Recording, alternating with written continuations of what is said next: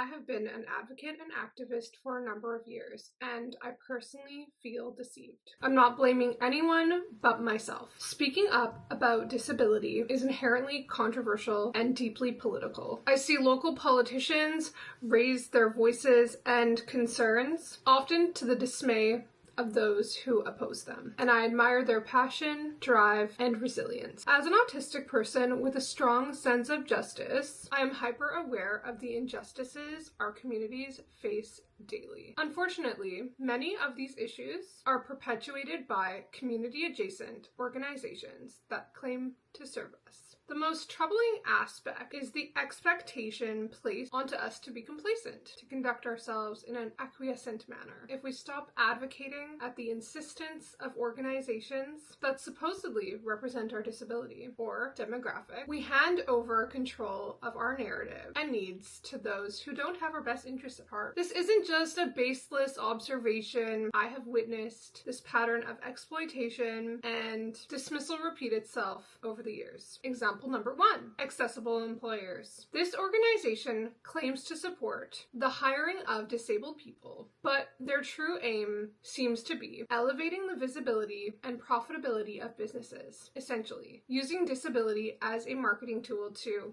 increase the bottom line. They have successfully lobbied the government for substantial funding to support their organization. Here are my key concerns. The businesses involved are already highly profitable. There is a legal obligation to hire disabled people, making these initiatives redundant. The hiring of disabled individuals should not be tokenized or used as a marketing tool for profit. Their pledge to measure document focuses on how hiring disabled people benefits businesses rather than centering the needs of disabled workers. Efforts to bring up mentorship and grants for self-employed disabled people have been met with silence and pushback. Currently, there is not a single grant specifically for disabled self-employed individuals. I reached out to every board member regarding this issue, not one single response. And this is just one of many concerning issues I have yet to address. Example 2, Autism Canada. In 2022, I contributed to a project without charging for my time, believing that my input would be valued. However, I was not credited, nor was I even notified when the project went live. I urge every disability advocate and activist, ensure your contributions are acknowledged and that you're fairly compensated. Your time, ideas, and expertise are valuable. And if an organization agrees to credit you, they should follow through. Whether you conceptualize an idea from the start or you contribute along the way, the bare minimum should be acknowledgement. At the very least, being informed when the project launches. Ideally, proper public credit should be given. Far too often, we hear the excuse that unless a formal contract is in place, nothing is owed to us. But organizations should recognize the immense value of the insights our community freely provides. When we try to handle things privately and we are met with silence, it feels like the only option is to take our concerns public, which has led to ostracization, private shaming, and infantilizing commentary, shrouded in a soft declaration of benevolence. So more is a performative display